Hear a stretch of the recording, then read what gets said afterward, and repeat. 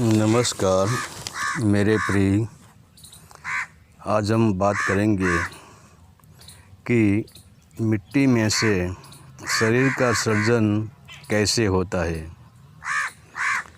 हमारे शरीर के बंधारण में सबसे बड़ा महत्वपूर्ण केमिकल है जो शरीर को बनाने में इसका महत्तम हिस्सा है, वह है कैल्शियम और फॉस्फोरस।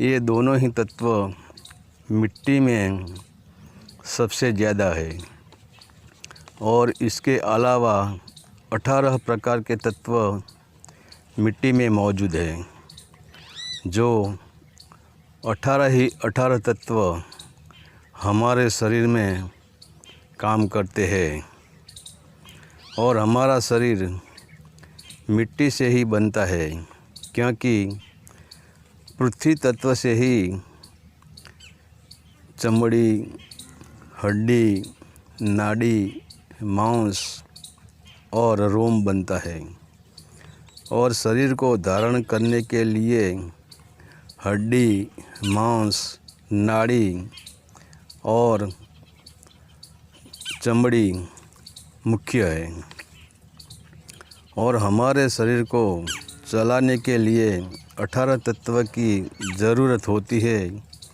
इसमें से कैल्शियम और फॉस्फोरस प्रमुख तत्व है जो हमें मिट्टी में से मिल जाते हैं। अब आप सोचेंगे कि हम तो कभी मिट्टी खाते ही नहीं, तो मिट्टी का 18 तत्व हमको कैसे मिलता है।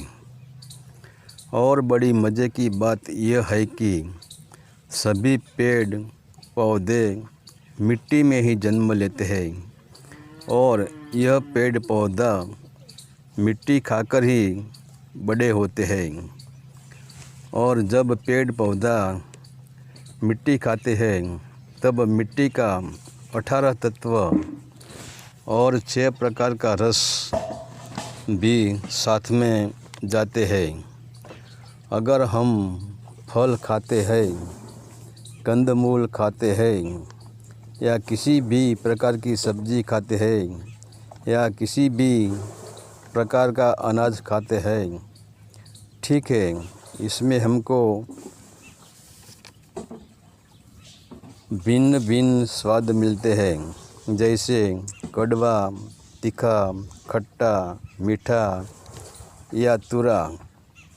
यह सब जो हम खाना खाते हैं वह सब मिट्टी का ही हिस्सा है और इन रसों से रक्त बनता है, रक्त में से मांस बनता है, मांस में से चर्बी बनती है, चर्बी में से स्नायु बनते हैं, स्नायु में से हड्डी बनती है।